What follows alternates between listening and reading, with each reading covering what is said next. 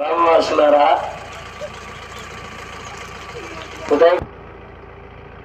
ప్రియా సోదరి సోదరులారా, ఉదయకాల సమయంలో మరి సంవత్సరము చివరిలో ఈ దినములో ప్రేమగల దేవుడు యొక్క గ్రామాన్ని ప్రేమించి మీ మధ్యకు మరి మమ్మల్ని నడిపించి సత్యవంతుల ద్వారా మరి ఈ నిత్య మాటలు వినిపిస్తుండగా అందరూ కూడా కొద్ది నిమిషములు మరి ఏ పనిలో ఉన్నా మరి ఏ విధమైనటువంటి మరి నిద్రలో ఉన్నా లేక ఏ అవసరతలో ఉన్నా ప్రయాణంలో ఉన్నా కొద్ది నిమిషములు మీరు మనసుంచి మాటల మీద వినాలని ప్రేమపూర్వకంగా మీకందరికీ మనవి చేస్తున్నాము.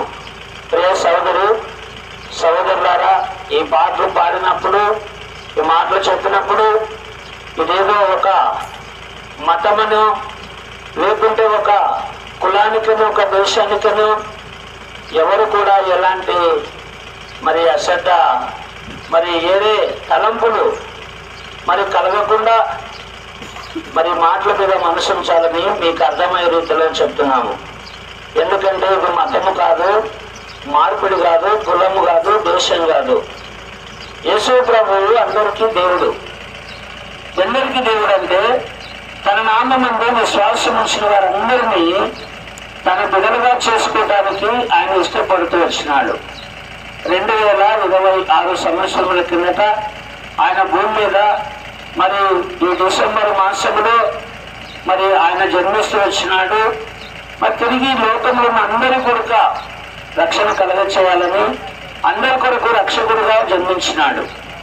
అయితే మానవుడు పాపములు శాపములు నిత్య నాశనానికి నరకానికి జరుగుతున్న మానవునికి పాప విమోచన కలిగించి స్వర్గాన్ని అనుగ్రహించడానికై వచ్చినాడు. అందుకే ప్రియమైన వాళ్ళారా, ఉదయకాలం మేము పాడుతూ వచ్చినాం.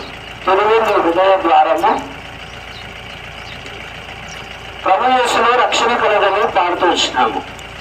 అంటే ఎప్పుడైతే ప్రభు యేసు క్రీస్తులో రక్షణ ఉందంటే ఆయన రక్షకుడిగా లోకానికి వచ్చినాడు. మానవుని హృదయం చెడిపోయినటువంటిది, మానవుని దేవుని నుండి వచ్చేటటువంటి చెడు తలంపులు ఆలోచనను బట్టి మానవుడి దురాలోచన చేత తగ్గిపోయిన వాడిగా ఉంటున్నాడు.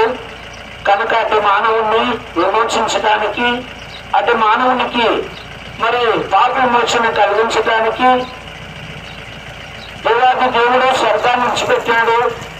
భూమి